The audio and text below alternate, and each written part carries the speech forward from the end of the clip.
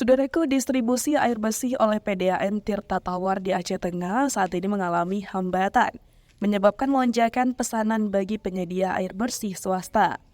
Penjajah air bersih keliling mengalami peningkatan permintaan yang signifikan. Bahkan beberapa terpaksa menolak pesanan karena keterbatasan kapasitas layanan. Safriadi Tawar, seorang penyedia air bersih dari Ulu Nui, mengungkapkan bahwa lonjakan permintaan terjadi dalam beberapa minggu terakhir. Menurut Safriadi, peningkatan ini disebabkan oleh kekeringan yang melanda sejumlah desa di Aceh Tengah akibat musim kemarau dan tersendatnya distribusi air PDAM Tirta Tawar di sekitar kota Takengon.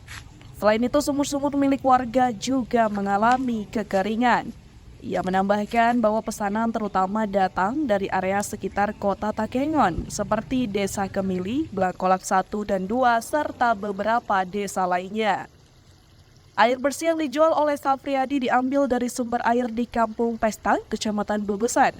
Lokasi tersebut menjadi tempat biasa pengambilan air bersih bagi sejumlah penyedia jasa air bersih di Aceh Tengah. Sumber air tersebut berasal dari pegunungan yang tidak jauh dari lokasi pengambilan. Kemudian dialirkan melalui parit dan diisi ke tangki-tangki air untuk dijual. Air tersebut juga menjadi sumber sanitasi bagi warga setempat.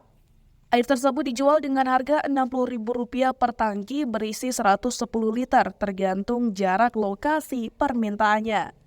Meskipun permintaan air bersih saat ini meningkat, harga air bersih tidak mengalami kenaikan.